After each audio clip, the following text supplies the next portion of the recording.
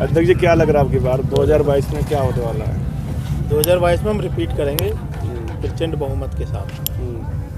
थोड़ा गर्मजोशी के साथ बोलिए, थोड़ा सा, ताकि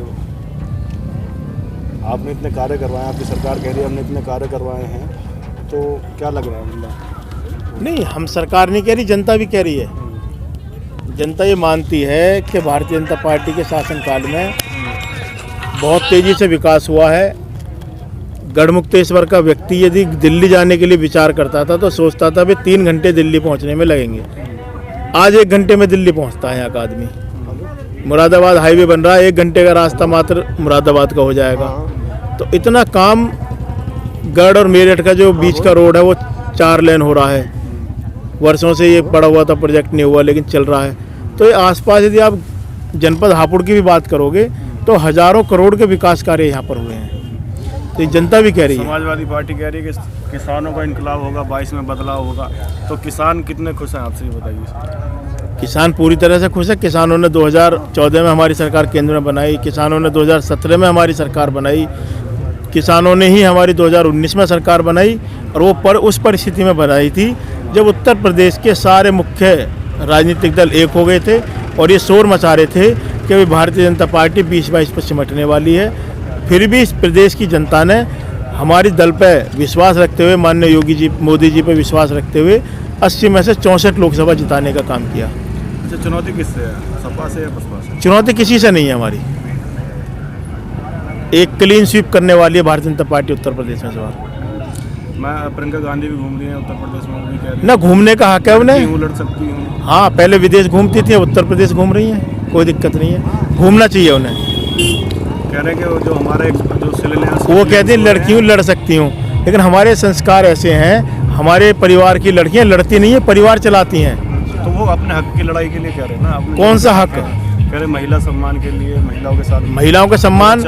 आज आप सर्वे करा लीजिए, 80% महिलाएं माननीय योगी जी के जो महिला सुरक्षा को लेकर के जो उनका विजन है, जो उनकी दृष्टि है, उससे 80% महिलाएं संतुष्ट हैं और वो चाहती हैं योगी जी दोबारा रिपीट हो।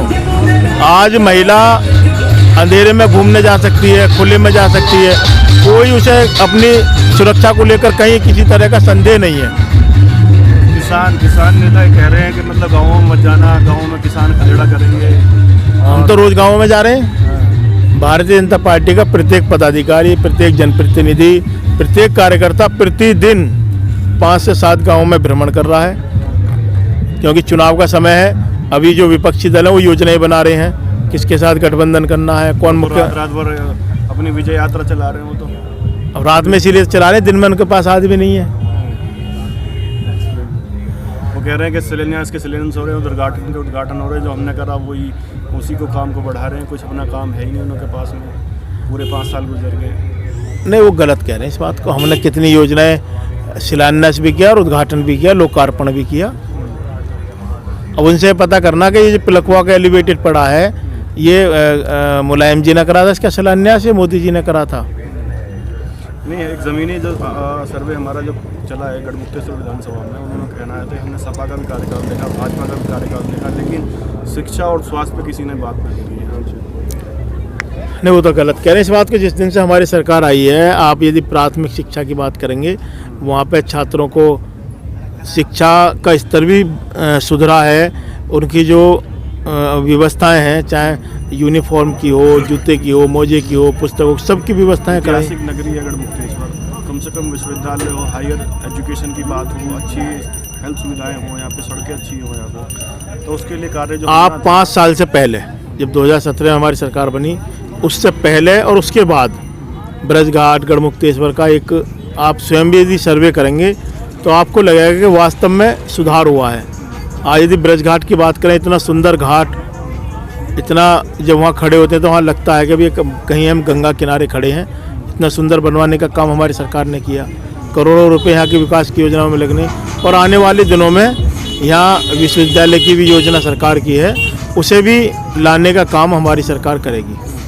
मायावती कह रही है कि ये सपा और बीजेपी मिले हुए हैं साथ में, और ये जिन्ना करते हैं जो चुनाव आते हैं। पहले भाजपा जिन्ना करती थी, अब ये समाजवादी। मैं समझ नहीं पा रहा। अखिलेश तो कहते हैं कि मायावती और भाजपा मिले हुए हैं, मायावती कहती है अखिलेश और ये मिले हुए हैं। और जबकि अभी 2019 में दोनों के आपसे मिले हुए हैं। और 2019 में दोनों ने गठबंधन में चुनाव लगा तो जनता तय करेगी कौन किससे मिला हुआ है।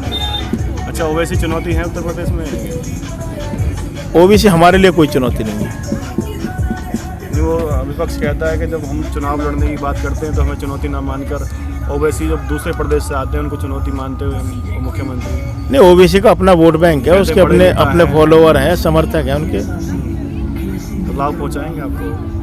हमें लाभ की इसलिए जरूरत नहीं, तो हम तो लाभ में हैं। हमें 350 प्लस आने वाली है हमारी सीट। अच्छा, मेले में जो श्रद्धालु आए हैं उनके लिए कोई अपील करना चाहिए? मेले में प्राचीन कालीन ये मेला है और वास्तव में 2020 में मेले का आयोजन नहीं हो पाया कोरोना के कारण, और इस बार भी संभावना ये थी कि भाई शायद मेला नहीं लगेगा, लेकिन यहाँ के जिला पंचायत अध्यक्षा श्रीमती रेखा नागर जी, विधायक माननीय कमल मलिक जी, मैं स्वयं माननीय मुख्यमंत्री जी कई बार मिले। हमने कहा कि ये मेला इस क्षेत्र की जनता की आस्था का केंद्र है, ये लगना चाहिए। तो उन्होंने इस क्षेत्र की जनता का, किसानों का ध्यान रखते हुए इस मेले के लिए अनुमति दी, और मात्र 12 से 15 दिन में जिला प्रशासन ने बहुत शानदार काम करके इस मेले का शानदार आयोजन किया है। और मेला आपने पहले भी देखे होंगे, जितनी स्वच्छता इस बार इस मेले में दिखाई दे रही है वो पूर्व में कभी किसी मेले में दिखाई नहीं दी।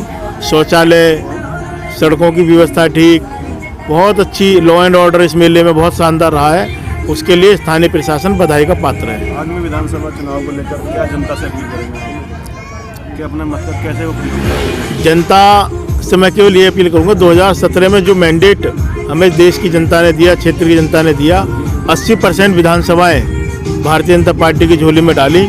जो उनकी अपेक्षाएं थीं उनमें से हमने ज़्यादातर अपेक्षाएं उनकी पूरी की हैं। कोई एक दो काम ऐसा है भी जो छूट गया है, उसे निश्चित रूप से हम 2022 के बाद कराएंगे। आज प्रदेश की चाहे सुरक्षा को लेकर हो, कानून व्यवस्था को लेकर हो, चाहे खनन माफिया, भूमाफिया, बाहुबलियों पे कार्रवाई को लेकर हो, इन सब अपेक्षाओं को हमने पूरा किया है। और आज देश की प्रदेश की जनता अपने आप को प्रदेश के अंदर सुरक्षित मानती है, बहन बेटियां सुरक्षित मानती हैं। आने जाने में, शिक्षा के लिए कहीं जाना पड़ता है तो उनको कहीं भी अपनी सुरक्षा को लेकर किसी भी तरह का संदेह नहीं है।